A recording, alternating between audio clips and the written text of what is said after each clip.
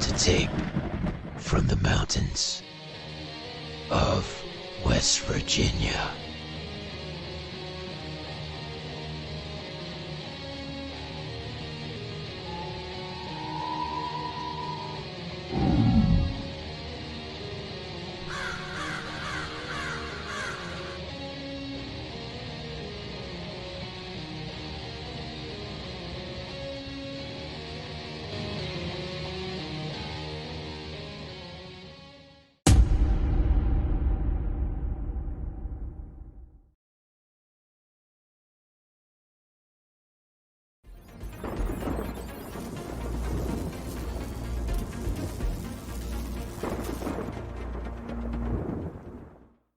Are you curious about the unknown, the unexplainable? Do you find yourself intrigued by the mysterious and paranormal side of our world?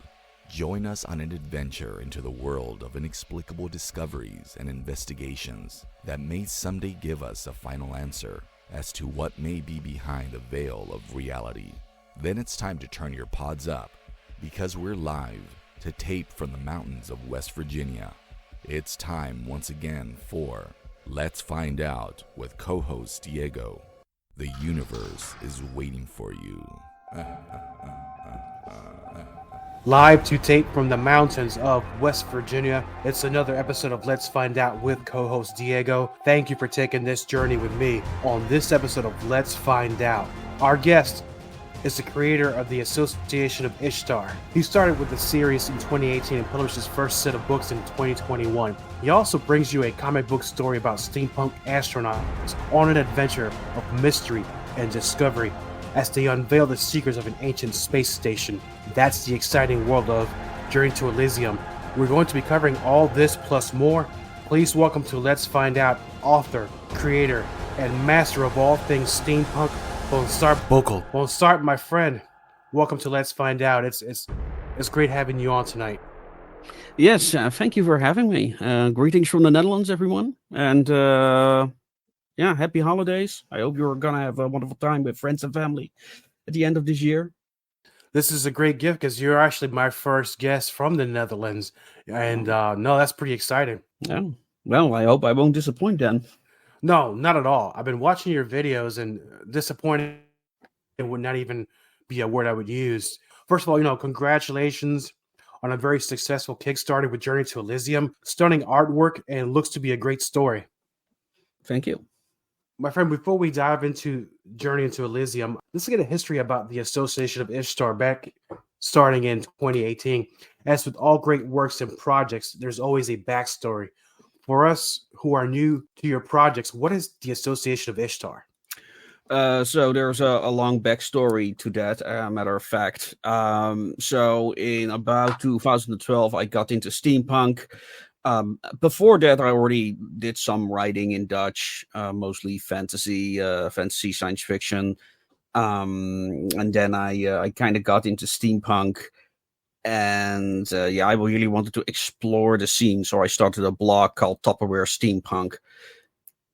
And that kind of set me on a journey to blog about what is steampunk. That's also what inspired the name of the original blog. But then I also wanted to do other things in the future, so I created Radio Retro Future as a YouTube channel, where I started blogging. And soon after that, I started making a series called the Steampunk Beginner's Guide, which has been pretty successful. It's still being watched after, I think I published the first episode about 7-8 years ago now. And it's still being watched. And for that series, I also started doing a podcast simply called the Radio Retro Future Podcast, which is also on YouTube, where I talk with creators, mostly in the steampunk space, but also other related genres like pulp, fantasy, science fiction. I hope to do some on Western as well. That's something I need to explore next. I talk about it in my last video. And through that network, I got a lot of ideas. I got a lot of input. And because of how my Steampunk Beginner's Guide series evolved, first it was really generally about the culture of steampunk, the various aspects in which it manifests itself, that being costuming, stories, and of course aesthetics, then gaming, etc. And but I started really talking about world building and writing, and so I was like, well, maybe I should start writing my own like exemplar steampunk stories, like what is my vision for steampunk.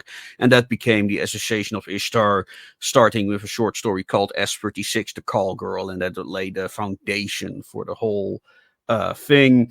And I wrote like a couple of dozen short stories in a similar vein, which are sold separately as companion books to my novels.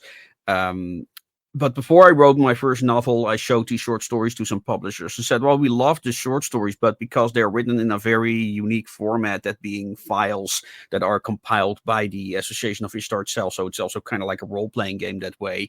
They said, well, we cannot sell this to an audience, not without, proper associated stories. And that became the wrench in the machine, which I cannot show you right now because my camera is not working. That started to develop, really started to develop into its own thing. I've got 2 novels now, 2 anthologies, which are the companion books to the novels. We've got the first issue of our new comic book series, Journey to Elysium, which I'm doing together with Johan Alexander. He's an illustrator from Indonesia. We also have a coloring book. That's how I met him. And my next book is coming out on January 4th on Amazon, called Anwin, Adventures in Responsible Dual Ownership, which is now available in pre-purchase.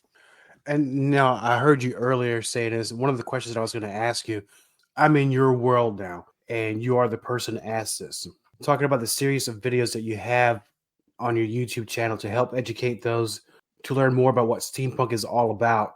Understanding that steampunk is just more than dressing up and getting together with your friends. Honestly, I don't have a full grasp of what steampunk is. It feels sometimes like if I were to go to one of these conventions or were to ask to somebody, it almost feels like I'm walking in the middle of a movie and I don't know much about the subject yet, and I'll be very honest with you about that. I know it's been around for many, many years. I'm an older guy, so how would you explain to somebody like me what steampunk is about without maybe, I wouldn't say confusing me, but trying to get me to what it really is all about? Well, so when you use the word steampunk, it can refer to 3 different things. As I said before, it can refer to the genre, it can refer to the aesthetics, and it can refer to the costume culture. And in particular, the costume culture has its own set of, well, let's say traditions, but they're like small communities scattered all across the world of people coming together, and they're mostly interested in the social aspect about it. So they have like all these meetings, and it's mostly social. What you'll find, and what's a frustration to many creatives like myself, that first of all, steampunk is not like, well, it didn't used to be like normal cosplay, right? When I talk about cosplay, I'm talking about people dressing up like familiar characters like Spider-Man, Batman, other characters from movies, let's say The Matrix. And steampunk is very unique in a way that it is completely its own thing. I actually started drafting a book on this. It's more of a side project, so it doesn't really have my full attention at the moment. But I call it Steampunk Brass in the Era of Iron Age Media.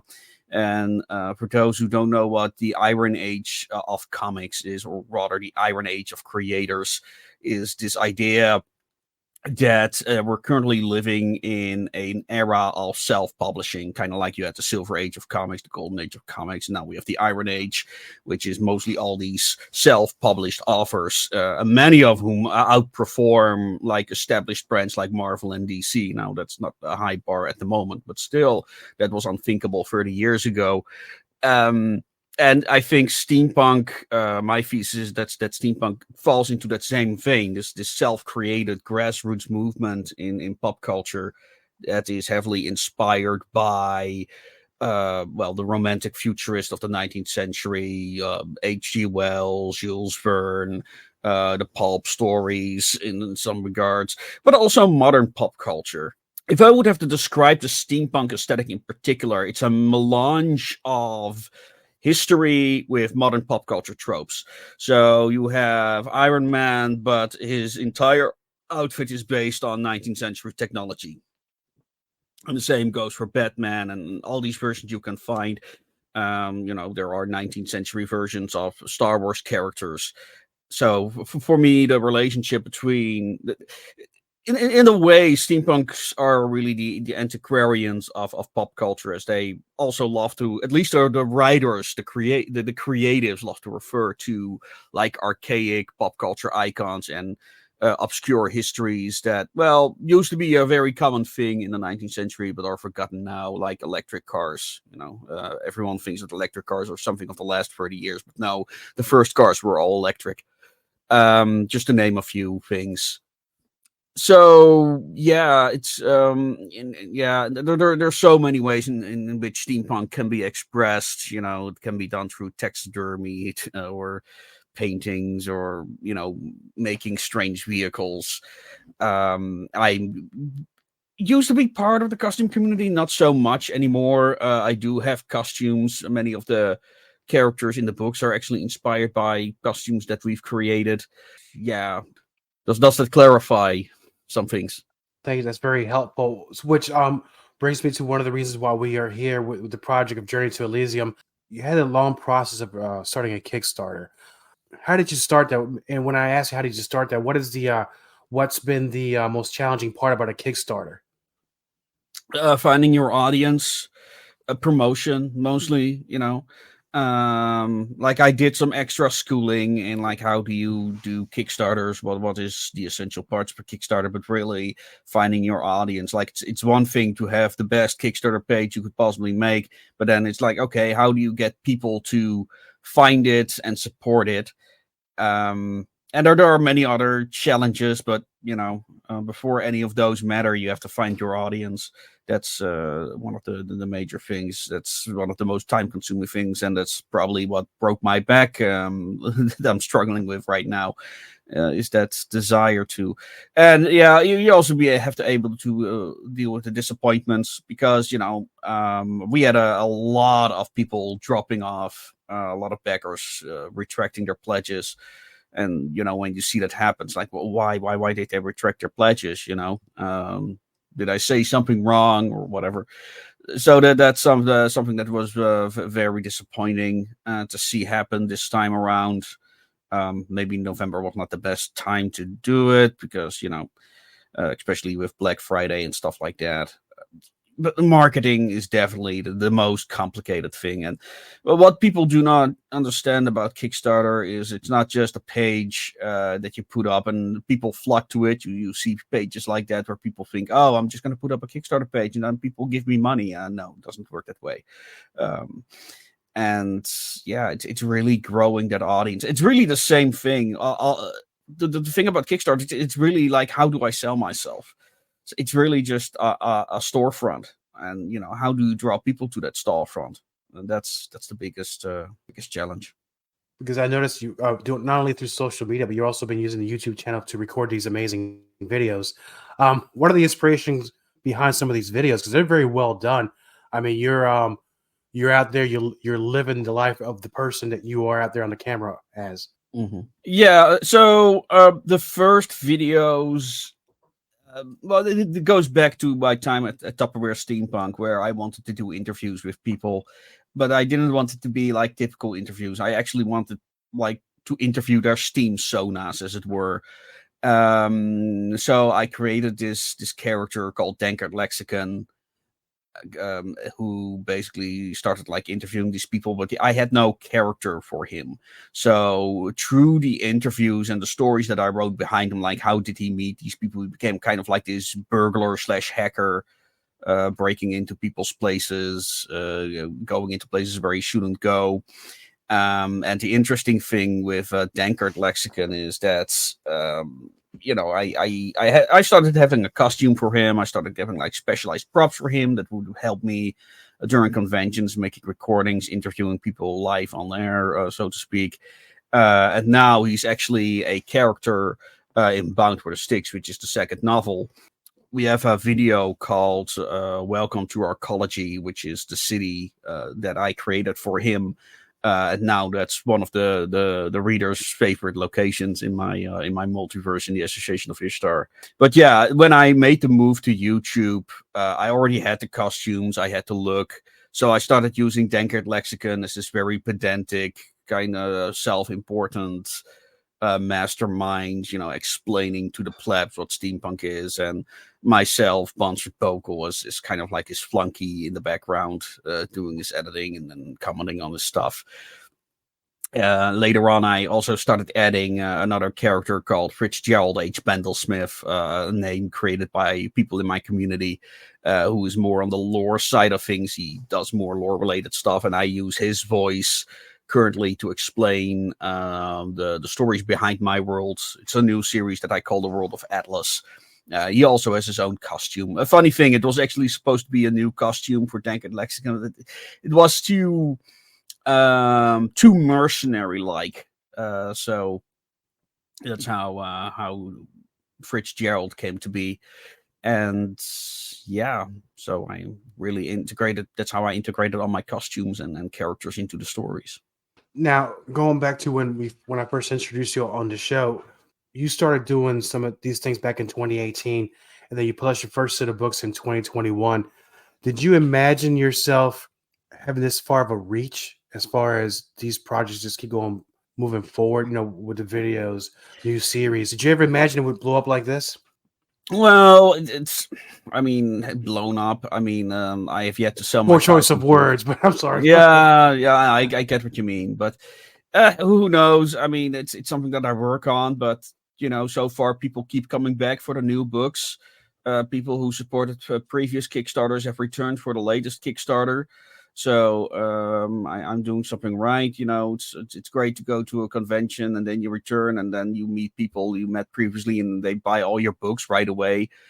So there's definitely a growing audience there, and it's gonna take a lot of patience to get where we are. But we are also working on a role-playing game, so who knows what will happen if that launches. And we'll see where it goes. When I started with the Kickstarter, like I said, I'm not a great promoter. I'm not a very optimistic person. So when I reached like 2,000 subscribers at some point, it was like, wow, I wasn't sure I would ever make that number. But, I kept going at it. We're nearly at the 550, 100 subscribers now. And then those numbers keep going up and faster. So we'll see where it goes. I'm still kind of waiting for that breakthrough moment where I actually start reaching like the big audiences, and then people start buying my books en masse. That's kind of like what I'm working toward, and I have a lot to learn in regards to marketing about that. That's where you keep going back at is marketing and getting your voice out there. Yeah. Oh, I completely understand. I'm having the same challenges as far as with this show as well, as far as marketing, because we're pretty much a one-man band. You take care of everything. But if it's not the recordings, the editing, the writing, all these things, sometimes there are certain things you will neglect, not because you're doing it on purpose, but because it's one of those things that maybe you'll have to grow as you go through the process. So speaking about a process, as you mentioned earlier that you connected with somebody from you said Indonesia as far as artwork is concerned. Yeah.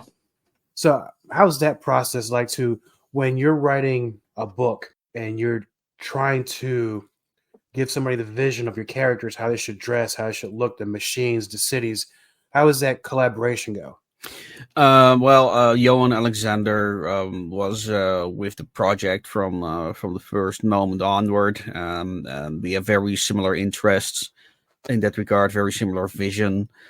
So it's I'm very proud to have met him. And the wonderful thing about him is that so many illustrators, they make some work for you and then they never respond to your messages ever again.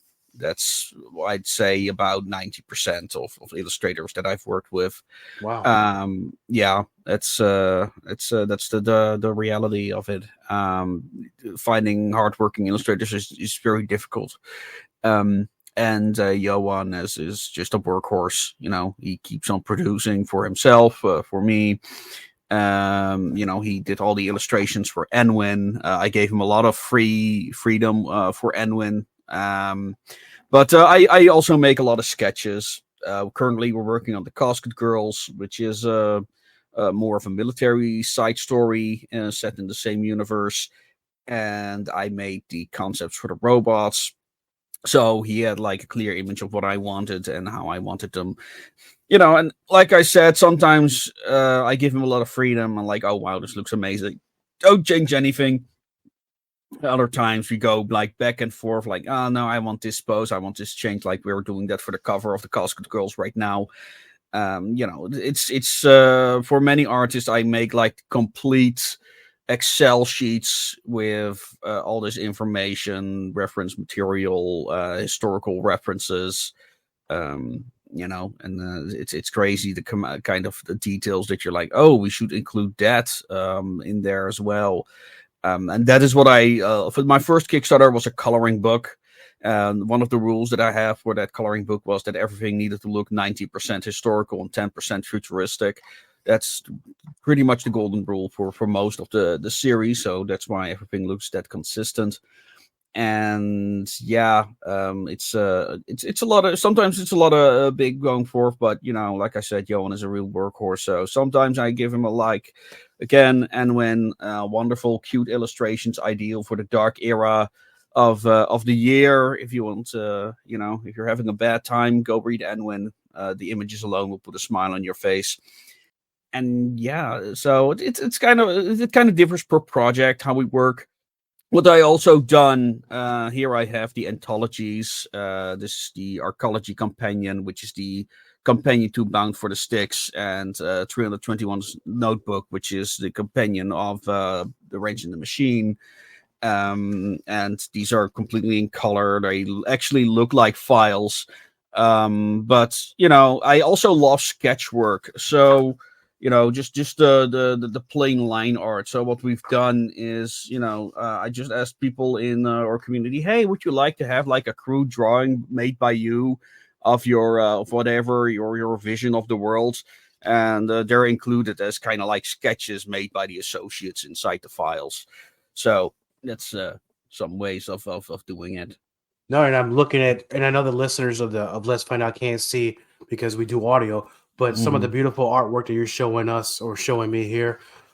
If you were to go back, I don't know when you first started writing these books and having these ideas, and I know it's one of those things where a lot of people know what my source material is, or people who have influenced my work is. You may have mentioned it a few before when we're talking, but who are some of the go-to people or books that you've read in the past that is still in your mind, the little seed that influences what you do? Well, one of the wonderful things about steampunk is that what it excels at compared to other genres is trope stacking. It's a genre that lends itself well to combining various genres and works. So much of my character work is inspired by Westerns. I think that Western is an essential genre to understanding steampunk characters. In the Range of the Machine, there are a lot of references to Ghost in the Shell. I mean, the title itself is a reference to Ghost in the Shell.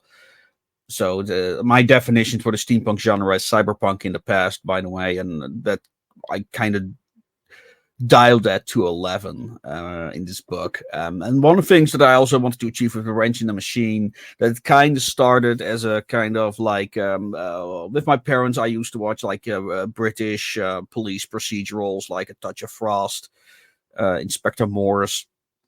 So what I kind of wanted to have is like, it started out as kind of like a murder mystery in the in that vein, and then it just like developed into insanity, essentially, where things went all the way over the top. So, and I think the Range in the Machine in that regard was successful. But yeah, a lot of people call the Wrench in the Machine Love Holmesian, because it has like both elements of Sherlock Holmes and Lovecraft. So I thought that was fun. That's even though it's not really cosmic horror, although definitely the writing is very focused on keeping the reader guessing to what's going to happen next. Really hold on to that feel of mystery and exploration. So I guess that's how people came to call it Love Holmesian. So yeah, I have a very specific way of world building. I don't know if that's inspired by. I'm dyslexic, so I'm not much of a reader. I depend on audiobooks and film adaptations for most of my work. I'm also a very visual person. That's why my books have that many illustrations to begin with. So, yeah, I don't really have one particular inspiration. It's really a lot of me analyzing genres, how are stories written, how are characters written, like what makes them tick, and then how do they relate to my work. The same goes for how I build my sentence structures. That is, for me, the secret to world building is how you construct your sentences and not how you design a world. No, I mean, and everything you said right now, I mean, it seems to be working for you, obviously, because look at what you're doing right now. And it's interesting when I read certain types of books or genres of books, and I'll ask this question, to be a weird question. Sometimes I like to think what kind of soundtrack I would have to these stories.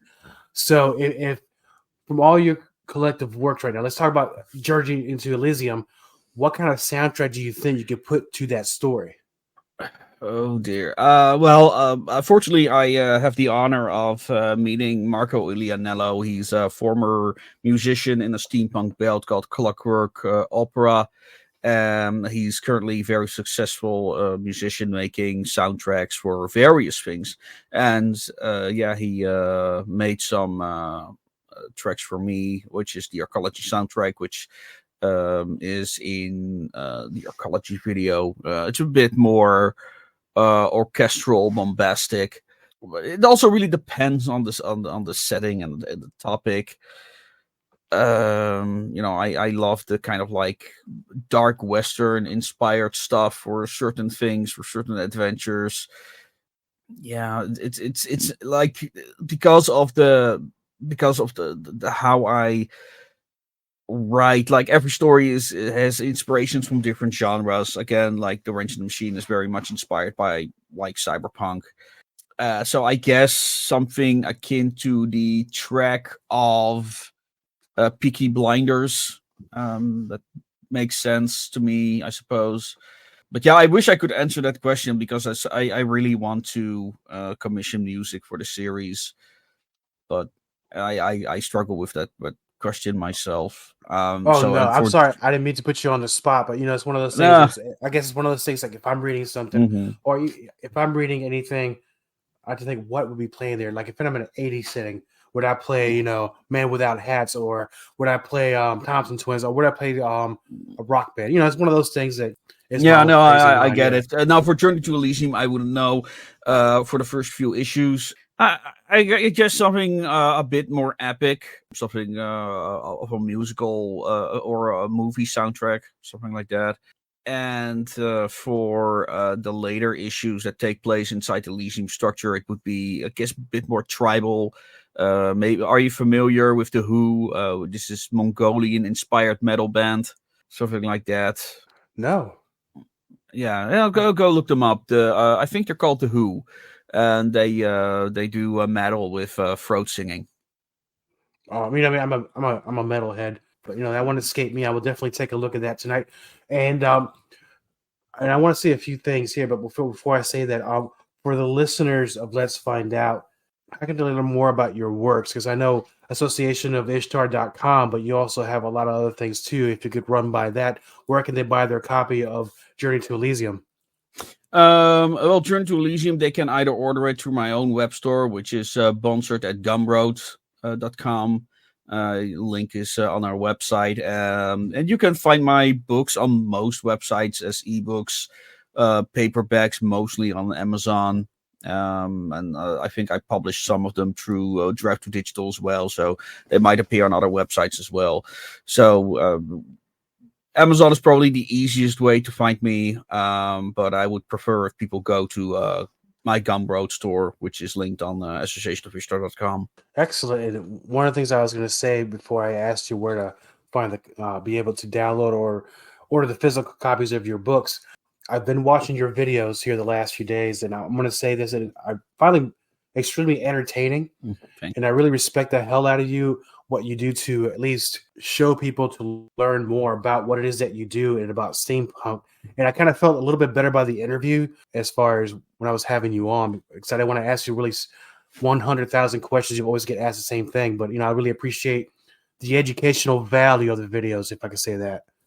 Well, I'm an educator at heart, so that's. And I recently made a video where I respond to a YouTuber called the Library Ladder, if I'm not mistaken, his channel is called, where he kind of like has a which is funny, like he had this bibliophile approach to the steampunk genre. So there's like this overview of from the romantic futurist to the so-called proto-steampunks like Michael Moorcock and contemporary steampunk.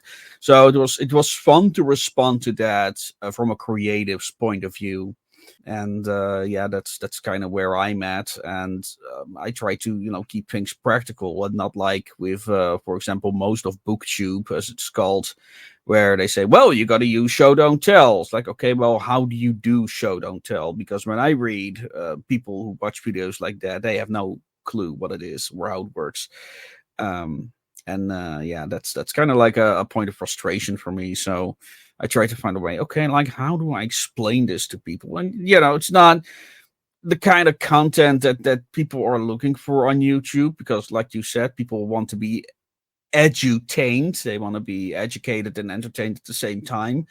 And for something like show, don't tell, that's hard. Because show, don't tell takes a lot of effort to do properly. And like I said, for me, it's also a lot of in the sentence structure. So it really turns into a school lesson. So what I want to do, people can support me on places like Patreon, but also on a new website called Ream Stories. There they get weekly free stories if they become a follower there for free. And they can also become a member. And, what those funds are used for is mostly to pay my illustrators. So it's not really even for me. I'm making other people's money that way. But it's very happy I discovered the platform. I had the creator of that website on it as well. I just sent you the link to it, by the way. Michael Evans, who's also he's actually pretty well published. He's one of those guys that managed to publish a new book a month. So yeah, I'm not there yet. People think I'm very prolific, but not that prolific yet. Oh, don't undersell yourself. You're doing a great job, my friend. And for those that want the immediate factor, that want to get a hold of you and find you through social medias, Well, I know you have an Instagram, you have Facebook, you have the Twitter X. Yeah, we have a Discord as well for people who want to join our community. I really hope to get started on doing mining sprints. So I can also people can also ask questions directly, get feedback on their stuff, and also turn out ideas for the Association of Ishtar as well. We have this. I have this strategy for a submission procedure, which is 2-step. The first step is write a 150-word story. This is a great world building exercise. How do I pitch my idea to readers? This is the kind of stuff that you're gonna do if I get to finish my short story. And again, we can also implement all these ideas in our role-playing game. So that's the goal of the 150-word thing. And it's also 1 minute of text for a YouTube short. So that's another reason why I want to do that. And yeah, once I see that, and then they can write the full story or let somebody else write the full story. So amazing stuff, my friend. And if you don't mind, I know we're closing up 2023, 2024. It's coming soon. I know you have a lot of things coming out. Would you mind coming on back to Let's Find Out? And we're going to discuss some more about what it is that you're doing. No problem. Love to. Thank you, my friend. This has been another excellent episode of Let's Find Out with co-host Diego.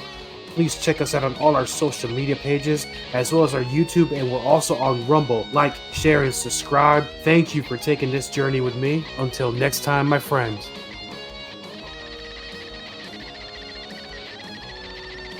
Thank you for listening to Let's Find Out with co-host Diego. We're on Spotify, Google Podcasts, TuneIn, Pocket Casts, and on Anchor. For more information about Let's Find Out with co-host Diego, please visit us on facebook.com/co-host Diego, on Twitter at co-host_Diego, and on Instagram as co-host Diego. Copyright co-host Diego. All content for Let's Find Out is the property of co-host Diego and is served directly from our servers with no modification, redirects, or rehosting. All celebrity impersonators are paid performers. The impersonated celebrities do not endorse or promote any views or opinions expressed by our guests, co-host Diego, or Let's Find Out. The information shared on Let's Find Out is provided on an as-is basis with no guarantees of completeness, accuracy, usefulness, or timeliness. Moonlight Monster Media presents the Steeds Ridge DVDs, Steeds Ridge posters, stickers, Moonlight Monster Media mugs, and Moonlight Monster Media t-shirts.